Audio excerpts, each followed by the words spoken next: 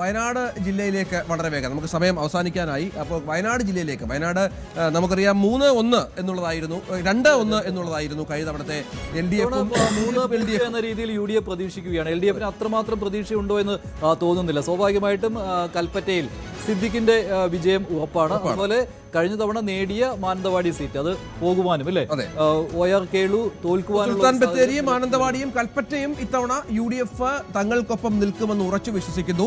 LDF-നൊപ്പം ഉണ്ടായിരുന്ന മാനന്തവാടി അവിടെ OR കേളു മന്ത്രിയാണ്, ന്യൂനപക്ഷ വകുപ്പ് മന്ത്രിയാണ്. OR കേളുവിന് പരാജയം സംഭവിക്കുമെന്ന UDF കേന്ദ്രങ്ങൾ അത് നമ്മൾ ഈ പറഞ്ഞ പോലെ LDF-ഉം മാനന്തവാടിയുമായി ബന്ധപ്പെട്ട് അവർക്കും ആശങ്കയുണ്ട്. അവരുടെ കണക്കിലും മാനന്തവാടി ഇല്ല എന്നുള്ളത് ഏറ്റവും പ്രധാനപ്പെട്ട ഒന്നാണ്. അപ്പോൾ വയനാട് ജില്ലയിൽ 1 സീറ്റ് 3 സീറ്റിൽ 1 സീറ്റ് കൂടി UDF പക്ഷത്തേക്ക്. വയനാട് ക്ലീൻ സ്വീപ്പ് നടത്തിയിട്ടുള്ളവരാണ് UDF. കിരൺ ഇത്തവണ അതായിരിക്കുമല്ലോ 3-0 വയനാട്.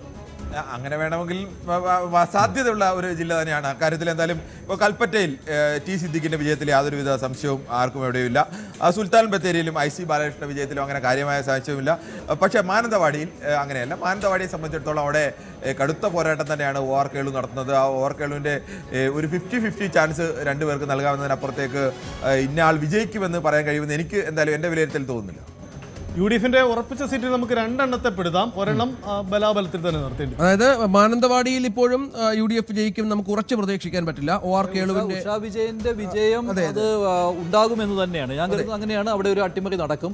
OR കേളുവിനെ ഉഷാ വിജയൻ തോൽപ്പിക്കും. അങ്ങനെയെങ്കിൽ 3 സീറ്റും വയനാട്ടിൽ UDF-ന് ഒപ്പം നിൽക്കും. ഒരു ക്ലീൻ സ്വീപ്പിലേക്ക് കാര്യങ്ങൾ മാറുകയും ചെയ്യും. നമുക്ക് വളരെ പെട്ടെന്ന് കണ്ണൂർ ജില്ലയിലേക്ക് കാസർഗോഡ് ജില്ലയിലേക്ക് കാസർഗോഡും ഇടതുപക്ഷത്തിന്റെ ഉറച്ച കോട്ട 3 സീറ്റുകളെങ്കിലും ഇടതുപക്ഷത്തിന്റെ ഉറച്ച കോട്ട. ഏത് സാഹചര്യത്തിലും ഇടതുപക്ഷം ജയിക്കും എന്ന് കരുതുന്ന 3 സീറ്റുകളുണ്ട്. 2 ഇടത്ത് നല്ല മത്സരം UDF ഉണ്ട്.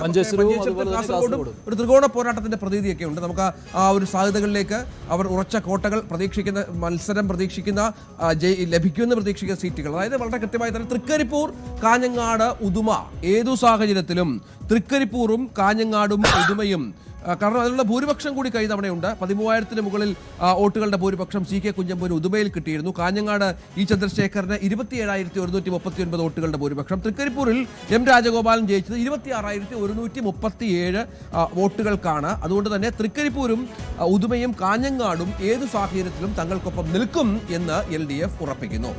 UDF ഉറപ്പിക്കുന്നതാകട്ടെ കാസർഗോഡും മഞ്ചേശ്വരവുമാണ്. കാസർഗോട്ടും മഞ്ചേശ്വരത്തും ഇത്തവണ കഴിഞ്ഞ തവണ UDF-നൊപ്പം നിന്ന മണ്ഡലങ്ങളാണ്. കൂടുതൽ വാർത്തകൾക്ക് News 18 Keralam YouTube channel subscribe ചെയ്യുക.